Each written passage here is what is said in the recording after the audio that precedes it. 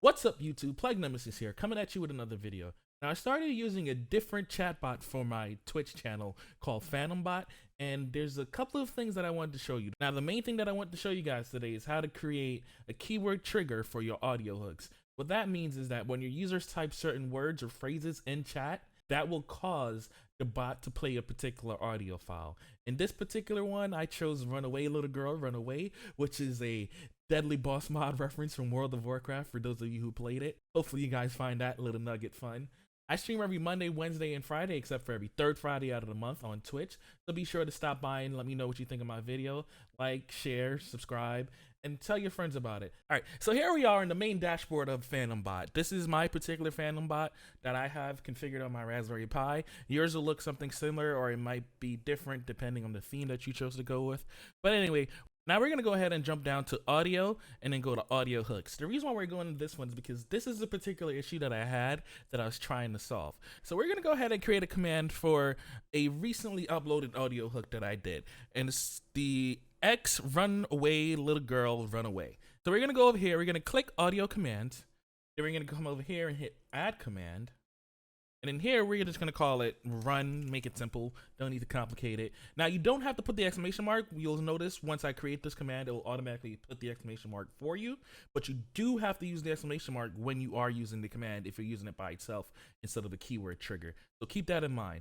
Now, let me go ahead and select the audio hook that I wanna use. I'm gonna leave it at the standard viewer level because I want everyone to be able to use this. It doesn't really matter.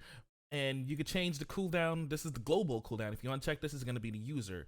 So I like to leave it on global because I don't want to get abused. So I'll leave it in global for 5 seconds. You can increase this. Again, this is in seconds, not minutes, so keep that in mind. And then we're just going to go ahead and hit save. So now if you look here, you see the command was created. So now what we're going to do is go to the keyword section. Now, if you look at the keyword section, you'll see that I have a particular format here that you have to use. So once you're here, you're going to hit add keyword, right? Then it's going to be the keyword that you want to trigger this command. So whatever users could type, that's what you're going to put here. So again, we're going to keep it simple. We're just going to use run. And then here, this is where the trick is. See, what I was doing was I would just do this exclamation mark run and expect it to work. What would happen is that would work when users do type run in chat. The command response does show up. However, what we wanted to do specifically is play the audio sound that we had selected.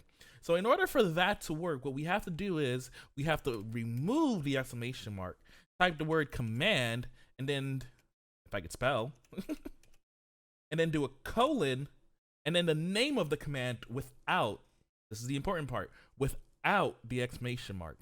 Once you do that, you hit save. And for demonstration purposes, let's just go over to Twitch. So now that we're here on Twitch, we're gonna go ahead and we're gonna test the command that we just created to make sure that the keyword does in fact trigger it. So to do that, we're just simply gonna type run in chat, and then we're gonna hit enter. As you can see, I spelled command wrong. So let's go ahead and fix that really quick. In order to fix that, you just simply find the command in the keyword section, click the edit button, which is here, which is the orange one. Go ahead and edit that, make sure I can actually spell, that looks right, yep. Okay, and then now we're gonna come back over to Twitch, and we're gonna try this again. We're gonna type run. Run away, little girl, run away. And there you have it. The command now works by a keyword trigger. So this was a quick and easy fix to a problem that I spent about 2 weeks trying to figure out. I went into their Discord, and I get it, they're busy, there's a lot of stuff going on. You know, they're working on nightly updates, they have other people that are having more pressing issues that are actually broken with the bot. So I figured I'll figure this out. Now, I did check their community forum, and I really don't understand how I didn't locate this, but it wasn't there. What I did was in the bot itself, when you get it up in the browser tab, if you look at the very bottom, there's a help section. If you click the help, and then you can see search PhantomBot forms, what I did there was I typed keyword trigger, and then the third option on, actually the fourth option on the results that it showed was exactly what I was looking for. I did have to scroll through the comment sections a bit to get the actual formatting of it, but this was from 2017. So again, I don't expect them to remember all of this. And although when I went directly to the forum, I myself could not find it, searching through the bot itself to find it did give me the reason. So hopefully you guys enjoyed this video. Definitely leave a like and comment below if this helped you. Share with anyone you think could benefit from this video. Again, I stream every Monday, Wednesday, and Friday, except for every third Friday out of the month on Twitch at 8 p.m. Eastern Standard Time. Come on by and let me know what you think of my videos.